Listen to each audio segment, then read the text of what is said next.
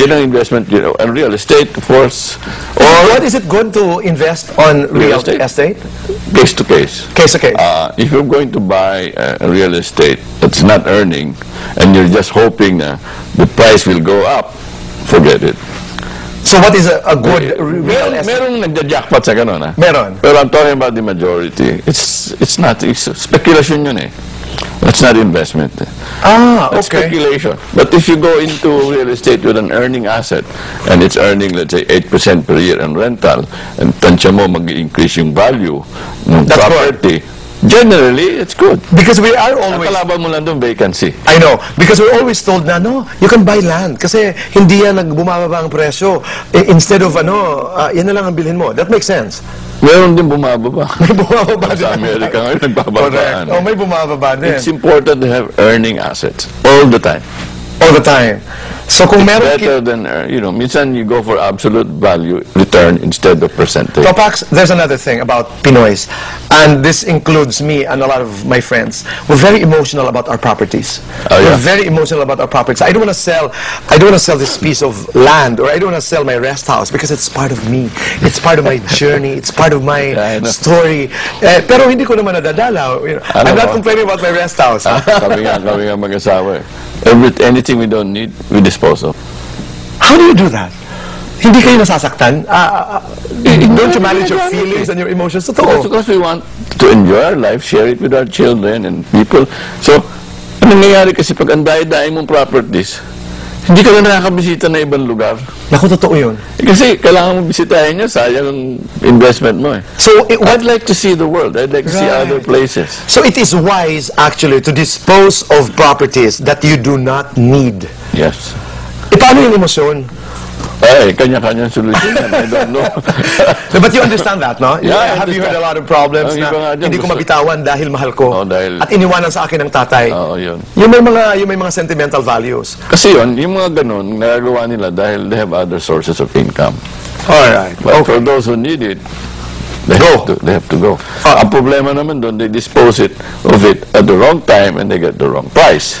I got that advice from a friend, actually. Stop your attachment. This attachment with your properties. Especially I know of a family na yung kanilang parents. They're sharing everything with their children, cash basis. Nobody gets to inherit this lot or this property.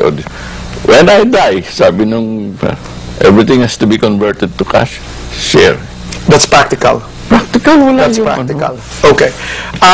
Yun nagmumulaan. After all these books, how rich are you? Enough lang naman. The money we earn on these books goes to our small foundation. I know. And I really don't earn money on these things for myself. In fact, for developing the organization and doing more things. My wife and I are very simple lang naman lifestyle namin. No, but I really appreciate it's easy in this country to live comfortably. That's true. Before this conversation, actually, we were saying, how do we introduce Mr. Colayco? And really funny, because you're an author, you wrote books, and you're a financial advisor, you're an entrepreneur, etc. But somebody said, he's actually essentially a nationalist. Really, because you're helping a lot of people, you're touching people's lives, you're very honest, you're very practical. For example, in one of your books, you discuss that when you do something, you have to get paid. We are shy about it. Mali yun eh. Totoo. Yung, magkano ba ang bayad na? Wala. Because learning does not take place if you don't get hurt. It does not take place. Yung mga seminars na nakikita ko offered by some agencies, free, everybody comes. They send the reports to their mother head office and say, oh, we spent 2 million for training, 2,000 attended, and how many learn? That's true.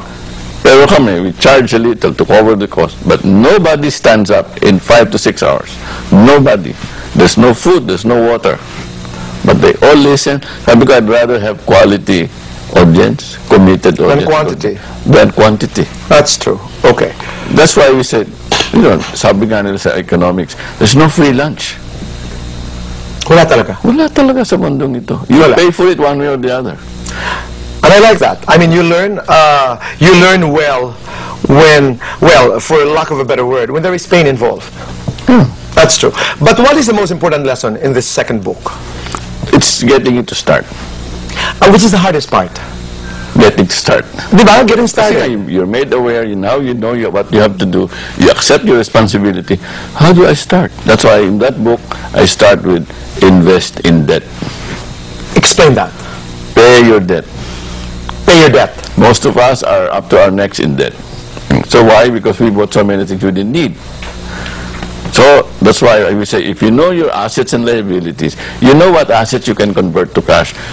Put down that debt, throw down that debt, because that will release cash for you that you can use to grow your wealth. That's why you discuss comprehensively in this book yung statements of assets and liabilities. Diba? Para alam mo kung saan ka talaga nakatayo. My favorite question na in my seminar, the first question I ask is, how many are married? Oh, tataas sila. Okay, what's the first question or statement you make to your spouse when you wake up? I have a suggestion. Bulong nyo sa asawa nyo. Honey, magkano ka ngayon? Ganda nun, ha? Magkano ka ngayon? We have to know more or less what we are worth every 8 o'clock. Every 8 o'clock in the morning? I'll do that starting tomorrow. Honey, more or less. Honey, magkano ka ngayong umaga? No, but I see the point. Because if you don't know where you are, but you have to make sure you're talking to the same honey every morning. Kasi baka mag-iba-iba ang sagot. Marami kang balance ito. Mahirapan ka nun. Another thing, I mean, everyone eavesdropping, is that we are not trained to talk to children about money, about finances. Kadalasan, I was talking to a mother, and I said, do you actually talk to your daughter about money? Naku boy, hindi pa niyan maiintindihan. And what a surprise, because one of your books, After Pera, Palaguin Workbook, which I'm sure is going to be very helpful, you have money for kids, or for kid, and this is a guide on how we should handle our children with things that have something to do with money. Right. How exactly do you talk to a child about money? We will find out the answers when we come back here on Private Conversations.